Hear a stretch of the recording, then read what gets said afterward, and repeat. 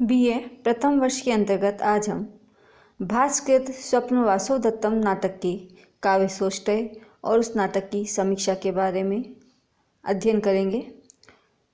काव्य कला की दृष्टि से स्वप्न वासवदत्तम नाटक एक प्रशंसनीय नाटक है, क्योंकि भावों का समुचित स्थापन, नीरसता लाने वाले वर्णन विस्तार का अभाव, स्वाभाविक अलंकृति, रस का प्रचुर प्रयोग, वर्णनीय विषयानुकूल छंद प्रयोग तथा सर्वोपरि विशिष्टीय भाषा का विज्ञानात्मक प्रयोग है।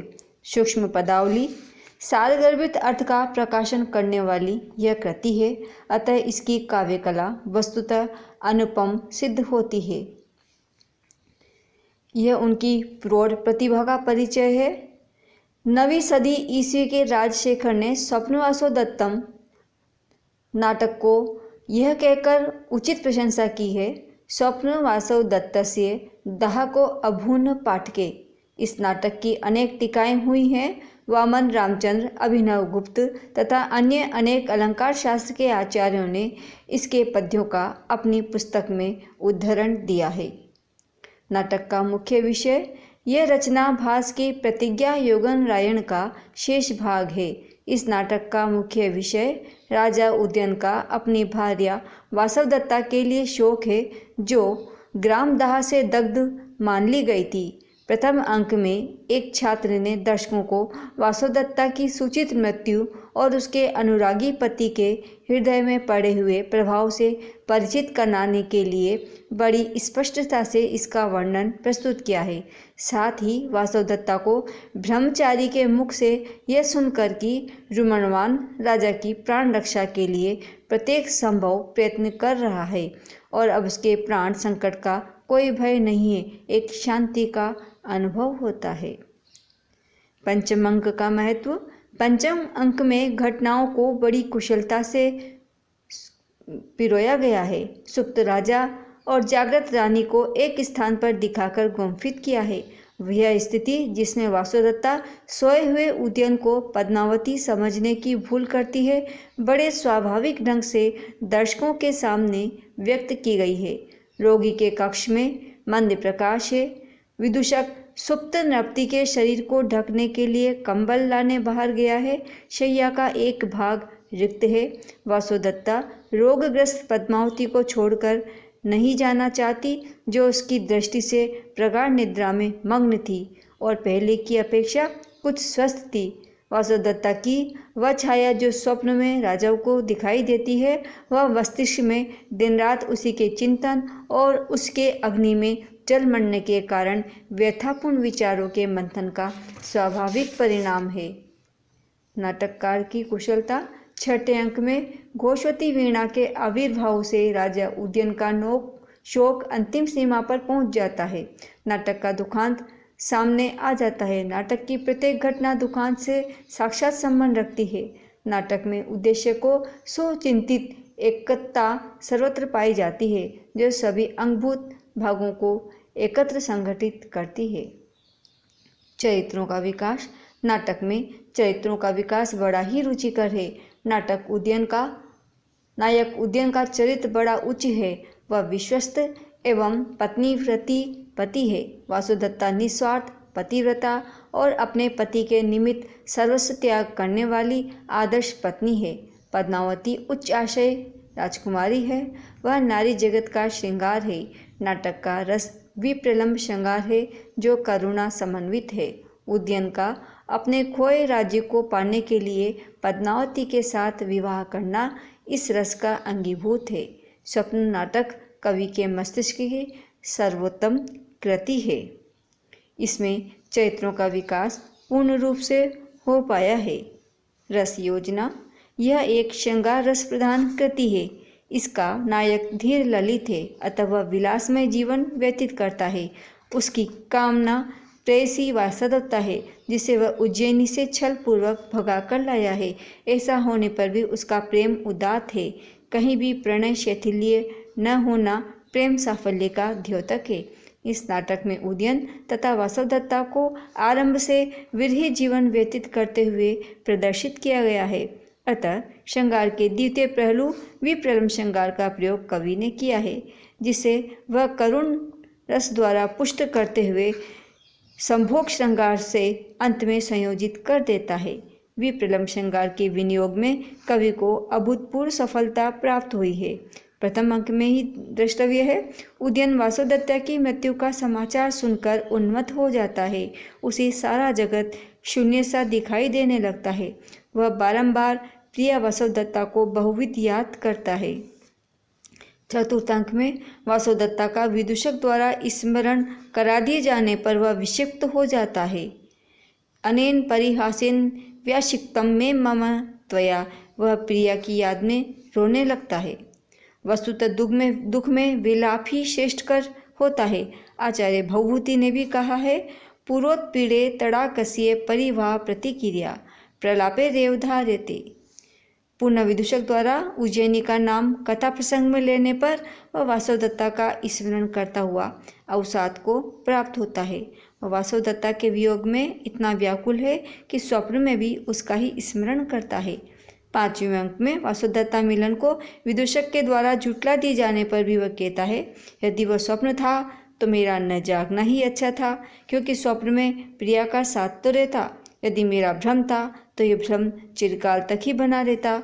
वह किसी भी कीमत पर प्रिया का संसर्ग त्यागना नहीं चाहता। प्रकृति चित्रण। वासोदत्ता नाटक में कवि ने रस परिपाक के लिए किसी आलंबन का उद्दीपन रूप में प्रकृति का आश्रय ग्रहण नहीं किया है। उन्होंने प्रकृति का सर्वथा शुद्ध चित्रण प्रस्तुत किया है, जो कथानक में औचित्य प्रदान कर कथा को आगे बढ़ाता है। देखिए, लावणक ग्राम में आने वाले ब्रह्मचारी किस प्रकार आश्रम स्थान की परीक्षा करता है और कहता है, विश्रब्दम हरिणाश चरंती अचकिता देशागत प्रत्यया वृक्षा पुष्पफले समृद्ध विटपः सर्वे दया रक्षिताः भूयिष्ठं कपिलानि गोकुलधनानि अक्षेत्रवत्यो दिशो निसंदिग्धम इदं तपोवनम अयम धूमो ही बहुआश्रय। तपोवन प्रांत के कारण विश्वास हो जाने के कारण हिरण बिना शंका के घास चर रहे हैं। वृक्ष फूलों फलों से लदे हुए हैं, क्योंकि तपस्वियों के द्वारा उनकी उचित रक्षा की जा रही है। कपिला गायों का बहुत बड़ा समूह है। समीपवर्ती भूमि खेतों से रहित है तथा विविध आश्रयों वाला यज्ञ धुआं उठ रहा है, अतः निश्चित ही ज्ञात होता है कि यहाँ पर तपोवन है। प्रथम अंक में ही सायकालीन वर्णन अति मनोहर रूप में कवि ने प्रदर्शित किया है।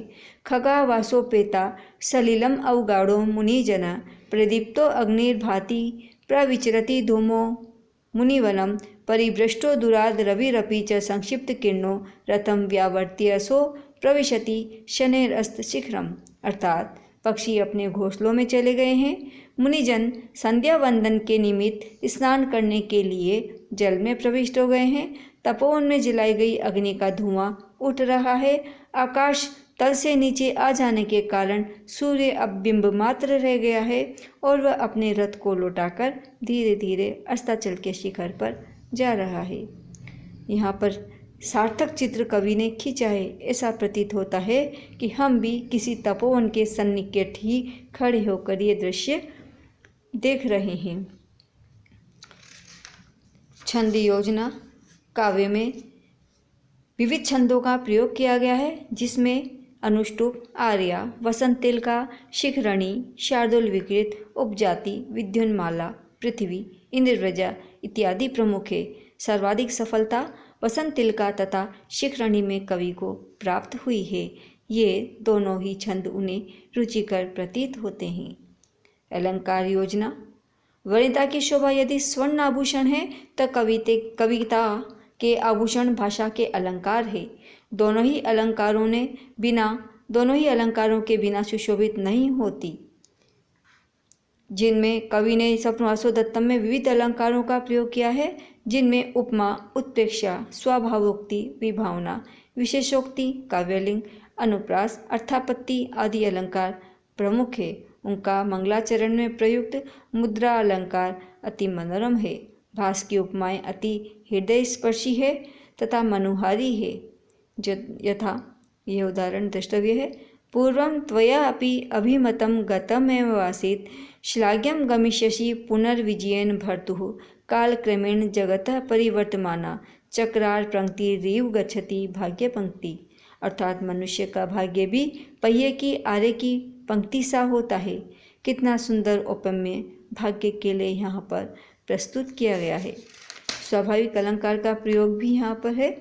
शय्या न औन्नता तथा स्तृत समा न व्याकुल प्रच्छदा न क्लिष्टम ही शिरोपधानम अम्लम शीर्ष अभिघातौषधि रोगे दृष्टि विलोभनम जनयतु शोभा न काचित कृता प्राणी अपि अरुजा पुनर्न शयनम शीघ्रम स्वयं मंचति, अर्थात रोगी रोग को पाकर शीघ्र ही स्वयं शैया को नहीं त्यागते। यहाँ पर कितना स्वाभाविक चित्रण कवि ने प्रस्तुत किया है। भाषा एवं भाव, भाषा एवं भाव दोनों का अन्योन्याश्रित संबंध है। जैसा भाव हो वैसी ही भाषा का प्रयोग कवि द्वारा किया जाना चाहिए तथा जैसी भाषा कवि द्वारा प्रयुक्त हुई है वैसे ही भावों का प्रकाशन होगा। नाटक में संवाद तथा संवाद की भाषा नाटकीयता को प्राण देने वाली होती है। भास ने सर्वत्र सशक्त अल्प पदावली सारगर्भित मुहावरेदार भाषा का प्रयोग किया है जिसमें संवादों की स्वाभाविकता बढ़ गई है।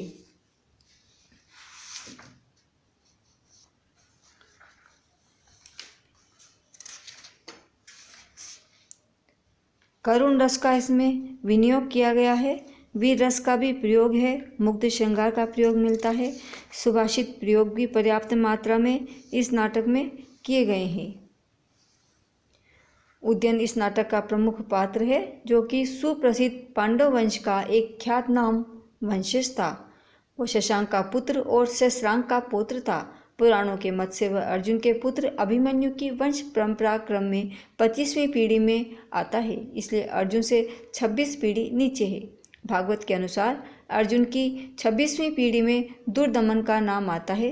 दुर्दमन को द्वितीय शतानिक का पुत्र और सुदामा का पौत्र कहा गया है। यही दुर्दमन हमारा उदयन हो सकता है। भास ने उसको अत्यंत सुंदर तथा महान पांडवों से उत्तराधिकार में प्राप्त वंश श्रेष्ठता का अभिमान करने वाला कहा है। पहले उसने अभिमान के साथ वासुदत्ता की विवाह याचना को अस्वीकार कर दिया था क्योंकि उसको काष्ठमयी हस्ती के कूटोपाय से जीवित पकड़ लेने का षड्यंत्र रचा गया था। उदयन फिर भी दाक्षिण्य से युक्त महान नायक के रूप में हमारे समक्ष आता है।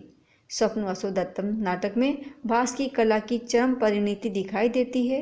नाटकीय संविधान, चरित्रांकन, संवाद, प्रकृति चित्रण तथा रसोन्मेष सभी तत्वों को इस नाटक में पूर्ण दृष्टि से प्रयुक्त किया गया है। यूँ भी इसके सभी दृश्य आकर्षक है, पर स्वप्न वाला दृश्य अधिक महत्वपूर्ण है। इसे देखकर दर्शक विशेष रूप से अभिभूत हो जाते हैं। धीर ललित नायक उदयन की कलाप्रियता जहाँ एक दर्शकों को आकर्षित करती है, वहीं कूटनीतिज्ञ योगन का बुद्धि कौशल उन्हें चमत्कार कर देता है। पद्मावती एवं वासुदत्ता के विनोद में शिष्ट हास्य की झलक है तथा विदूषक के वचनों से हास्य की सृष्टि की गई है। इस प्रकार पात्रानुकूलता, प्रेक्षानुकूलता, कवि परंपरानुकूलता इस नाटक में पूर्ण रूप से समायोजित की गई है। धन्यवाद।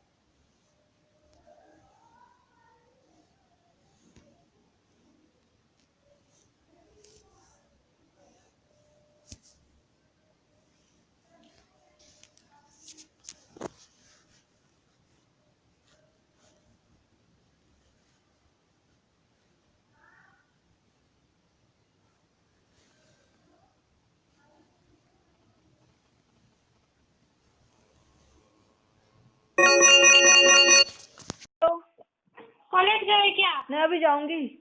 अरे प्याज है क्या? मेरे प्याज ही एक छोटा सा रह गया। 2-3 प्याज भेज लिया होगे क्या? गोलू भैया को भेज देना। गोलू तो नहीं आएगा, शाम को भेज देना। जब मैं दे देती हूँ, ऊपर ही हूँ, जो ऊपर से थैली में रख के दे देती हूँ, शाम को भेज देना। अरे तो आप तो कॉलेज चल जाओगे। गोलू भैया ऑफिस निकलोगे जब दे जाएंगे ना। अरे वो ऑफिस जाने का लैंडमार्क सिटी जाता है, वो नहीं देगा, वो बहुत परेशान रहता है। शाम को भेज देना ना, मैं नीचे रख जाऊंगी थैली सीढ़ियों पे, है ना, तो वहां से ले जाएगा वो। तो आप तो निकलोगे तो इधर से ही। अरे अभी मेरे बहुत जल्दी होती है, अभी मैं इधर से नहीं निकलती। ऑटो से जाओगे? कहीं से जाओगे? अरे कार से जाती हूँ, लेकिन है ना सर को साथ लेके जाती हूँ, आजकल उसको नहीं बुला रही इसलिए, अच्छा ठीक है, चलो है ना। ठीक। सर को उधर से लेती हूँ मैं, लैंडमार्क सिटी से। ठीक है, तो नीचे मैं रख थैली, प्याज की थैली नीचे रख जाऊंगी। सीढ़ियों पे रख देना। वो हाँ वाले सीढ़ियों पे, हाँ सीढ़ियों पे रख दूंगी, जो ले जाएगा शामू। और ठीक है, फिर आप तो रख के चल जाना, आ हाँ जाएगा वो। ठीक है। ओ ठीक।